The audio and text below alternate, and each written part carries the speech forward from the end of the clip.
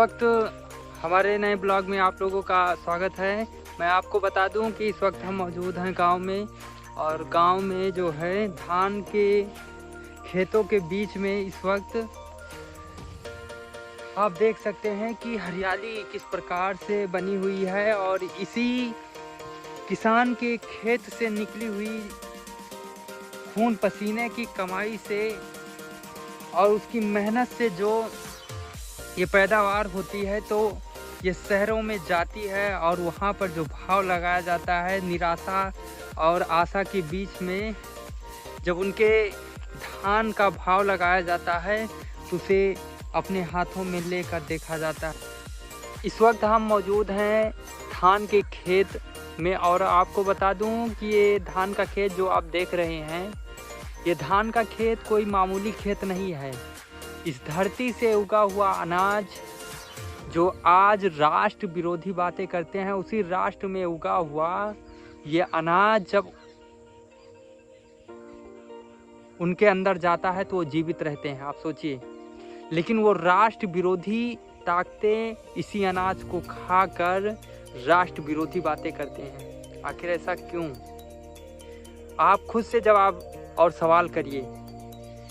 क्या सरकार का विरोध करते करते आप राष्ट्र का विरोध कहीं नहीं कर रहे हैं? तो इन सब बातों को लेकर जिस प्रकार से कुछ लोगों ने फिलिस्तीन का समर्थन किया, कुछ लोगों ने हमारे जो गवर्नमेंट है, बीजेपी गवर्नमेंट है, उसने राष्ट्र के नाते इजराइल का समर्थन किया कि आतंकवाद कोई भी हो, अगर वो इस प्रकार से हमला करता है तो वो आतंकवादी है, और आतंकवाद किसी भी देश पर हमला करता है तो वो आतंकवादी कहलाता है। चाहे वो 9/11 की बात की जाए, चाहे वो भारत पे हुए मुंबई जैसे हमलों की बात की जाए। और मैं आपको बता दूं कि किसान कभी किसी का विरोध नहीं करता है, और किसान जिस दिन विरोध पर उतरेगा ये सरकारें हिल जाएंगी। और मैं आपको बता दूं कि इस वक्त जो मैं ब्लॉगिंग कर रहा हूं, सिर्फ आपको दिखाने का प्रयास कर रहा हूं कि जब ये धान बहुत ही मेहनत और कड़ी मशक्क़त के बाद उगता है, और इसी धान के तमाम प्रकार के चिप्सें और तमाम चीज़ें बनकर जब मार्केट में आती हैं तो बताती हैं कि ये प्राइवेट लिमिटेड है, फलाना धमाका है। लेकिन उनको ये नहीं पता होता कि वो उसी किसान के खेत से उगे हुए धान की बदौलत बना हुआ है। ये प्राइवेट लिमिटेड कंपनियां खड़ी हुई हैं, जिसको कड़ी मशक्क़त और कड़ी मेहनत के बाद और इस धूप में पसीने से लथपथ किसान के मेहनत के बाद उगता है और उनके यहाँ तक पहुँचता है।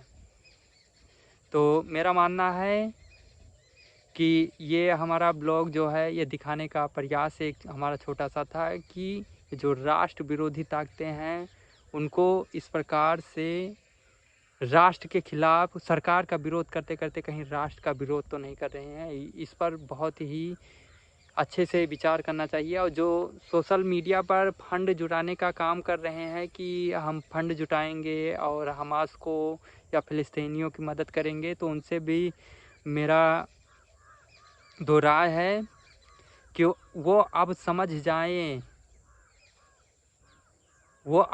जाएं, वरना सोशल मीडिया से ये चलने वाली हवाएं ना,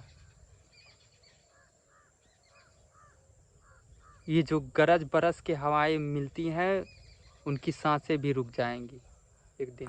तो इस वक्त हमने आपको दिखाया कि किस प्रकार से धान के खेत से लाइव, और धान के खेत से जो ये ब्लॉग हम बनाने की कोशिश कर रहे हैं, और हमने बनाया जो है वो एक मेरा छोटा सा प्रयास था, और दिखाने का ये प्रयास था कि किस प्रकार से धान के खेत में भी धान के विरुद्ध जो खरपतवार उगाते हैं उन्हें ही राष्ट्र विरोधी ताकतें कहते हैं। तो इस ब्लॉग का यही मतलब था। बाकी आप भी धान बनिए, ना कि खरपतवार बनिए, और राष्ट्र के साथ खड़े होइए, ना कि राष्ट्र के खिलाफ खड़े होइए। बाकी हम चलते हैं अपने घर, और हमने जो दिखाने का ये प्रयास किया छोटा सा, आप यदि हमारा समर्थन करते हैं तो धन्यवाद, और नहीं भी समर्थन करते हैं तब भी धन्यवाद। जय हिंद, जय भारत, वंदे मातरम। इस ब्लॉग को यहीं पे ख़त्म करेंगे। जय हिंद, जय भारत।